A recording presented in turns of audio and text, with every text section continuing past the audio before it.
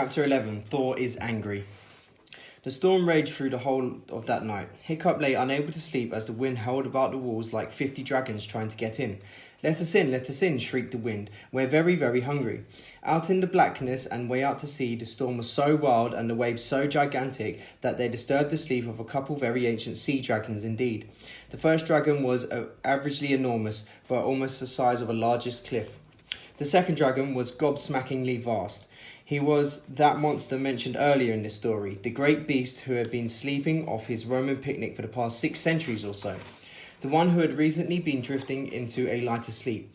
The great storm lifted both dragons gently from the seabed like a couple of sleeping babies, and washed them on the swell of one indescribably enormous wave onto the long beach, outside Hiccup's village. And there they stayed, sleeping peacefully, while the wind shrieked horribly all around them like wild Viking ghosts having a loud party in Valhalla, until the storm blew itself out of the sun and came up on a beach full of dragon and very little else. The first dragon was enough to give you nightmares. The second dragon was enough to give your nightmares.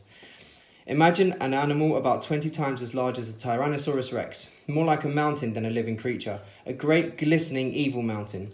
He was so encrusted with barnacles that he looked like he was wearing a kind of jewelled armour, but where the little crustaceans and the coral couldn't get a grip, the joints and crannies of him, you couldn't see his true colour. A glorious dark green, it was the colour of the oceans itself. He was awake now, and he had coughed up the last thing he had eaten, the standard of the 8th Legion, with its pathetic ribbons still flying bravely.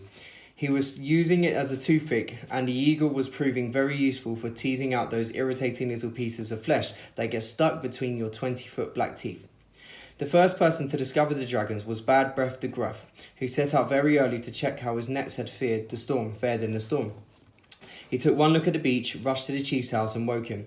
"We have a problem," said Bad Breath. "What do you mean a problem?" snapped Stoik the Vast. Stoik had not slept at all. He had lain awake worrying. What kind of father did his precious laws before the life of his son?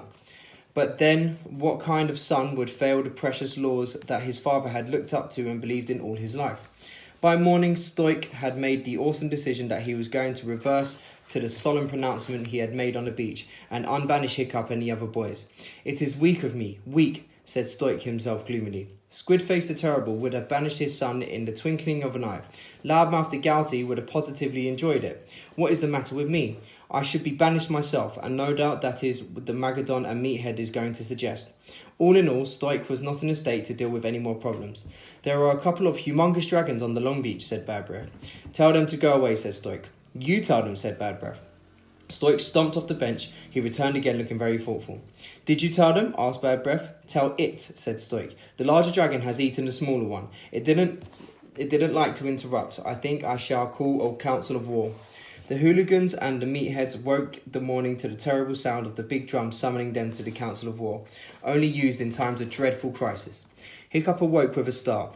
He had hardly slept at all. Toothless, who had crept into the bed with Hiccup the night before, was nowhere to be seen, and the bed was stone cold, so he had obviously been gone for some time.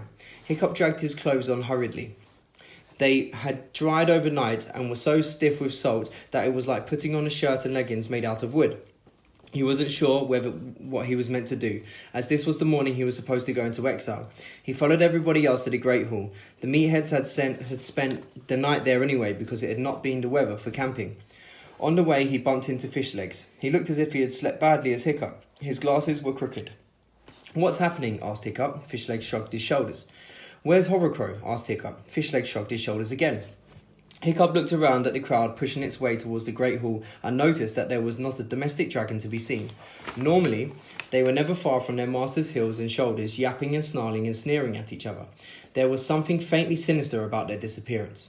Nobody else had noticed. There was a tremendous babble of excitement and such a crash of enormous Vikings that not everybody could get into the Great Hall, and there was a big jumble of barbarians shouting and shoving aside.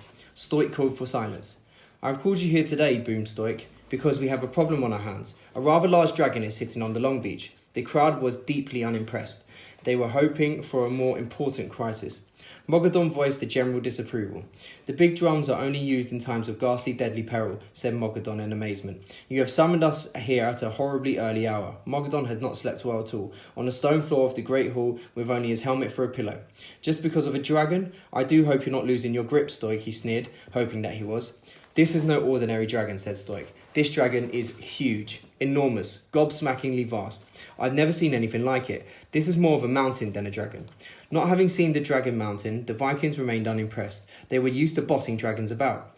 The dragon, says Stoic, must of course be moved, but it is a very big dragon. What should we do, old Wrinkly? You're the thinker in this tribe. You flatter me, Stoic, said old Wrinkly, who seemed rather amused by the whole thing. It's a sea dragonus gigantic Maximus, and a particularly big one, I'd say. Very cruel, very intelligent, and a ravenous appetite.